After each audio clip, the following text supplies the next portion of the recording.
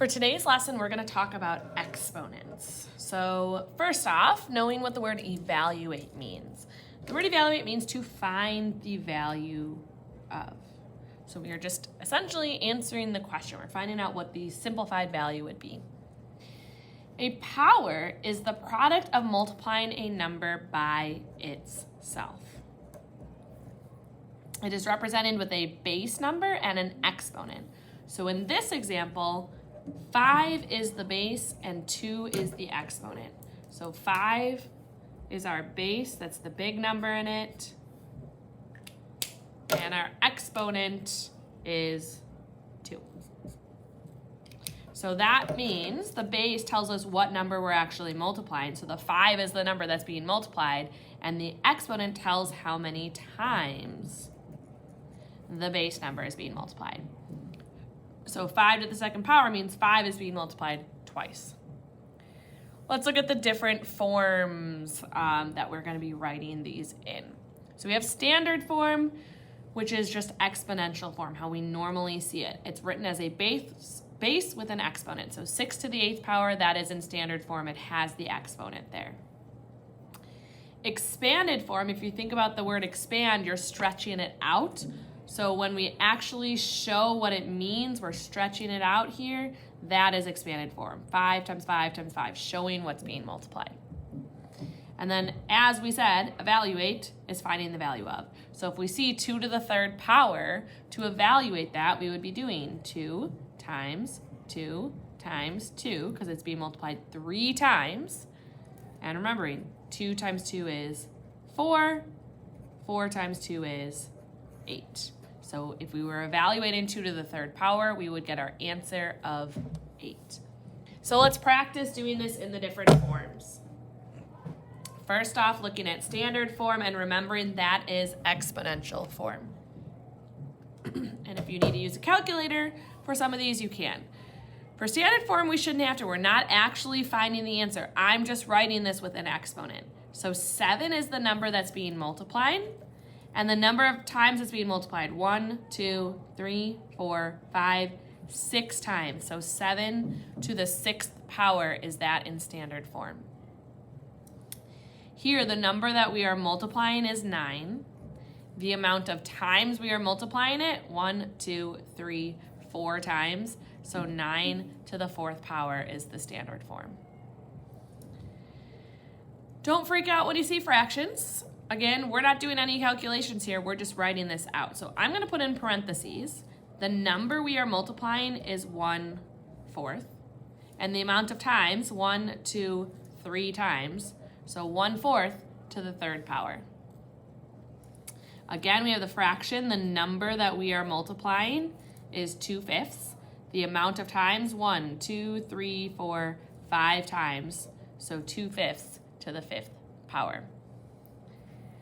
Let's practice expanded form. Remember, that's when we're stretching it out. It should be spread out. So 8 to the 4th in expanded form.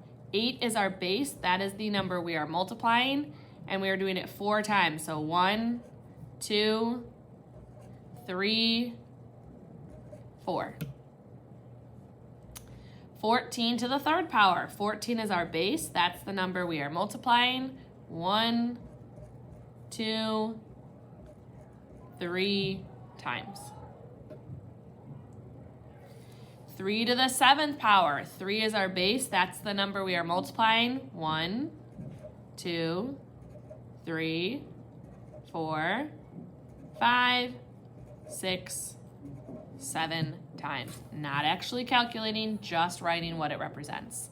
And 4 to the 9th power. It's a long one. We're starting with 4 as our base. 1, 2, 3, 4, 5, 6, 7, 8, 9. So no calculations, just spreading it out to show what the actual math is that goes into play. Now let's look at evaluating. This is when we're actually going to find the answer. So as we already practiced, 2 to the 3rd power. 2 is our base, so it means we are doing 2 times 2 times 2. Maybe you could do that in your head. If not, you can use a calculator. But 2 times 2 is 4. 4 times 2 is 8. Most common mistake that I will see is people will do 2 times 3 equals 6. That is not correct. It's 2 multiplied by itself 3 times, which is 8. All right, so 4 to the second power is not 4 times 2. It's 4 multiplied by itself 2 times. So 4 times 4, which is 16. 3 to the fourth power is not 3 times 4. It is 3 multiplied by itself 4 times. So 3 times 3, which is 9. 9 times 3 is 27. 27 times 3 is 81. And as a reminder, you can use your calculator. So you can just plug in 1, 2, 3, 4 to get your answer.